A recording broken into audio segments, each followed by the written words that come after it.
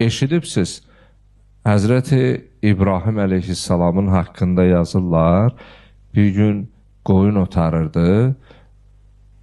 Allah mələklərdən birini göndərir. Mələk Həzrəti İbrahim əleyhissalamın eşidə biləcəyi səsinə Subbuhun, Quddusun, Rabbul Mələikəti və Ruh, pakdır, müqəddəsdir, eyibsiz, nöqsansızdır, mələklərin və ruhun Rəbbi olan Allah. Həzrət İbrahim əleyhissalam Allahın adını eşidir də, Rəbbinin aşıq olduğu, Rəhman və Rəhim Allahın adını eşidir.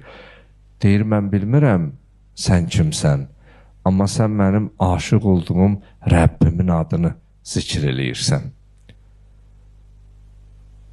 Sahibləndiyim bu sürüdür, bu qoyun sürüsü. Bunun tən yarısını sənə verirəm, mənim yaradanımın adını bir daha zikr elə.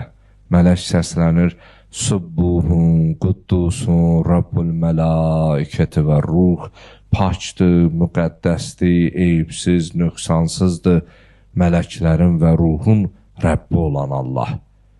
Həzrət İbrahim əleyhissalam buyurur ki, bu sürünün qalan tən yarısını da verirəm, mənim yaradanımın adını bir daha zikr elə.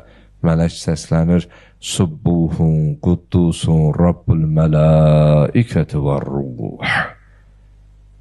Həzrəti İbrahim əleyhissalam buyurur ki, mənim dünya malından sənə verəcək daha bir şeyim qalmadı. Sürünü ki sənə verdim, yəqin ki bu sürünü otarmağa sənə bir çoban lazımdır. Mən də olaram bu sürünün çobanı, xidmətində qalaram. Mənim yaradanımın, Rəbbimin adını bir daha qeyd elə. Baxın, eşq, həqiqi aşıq necə olur? Yəni, həqiqi eşqdə fədakarlıq olur. Əgər sən fədakarlıq edə bilmirsənsə, o həqiqi eşqin dadını dadmamısan. Həqiqi aşıq fədakar olur.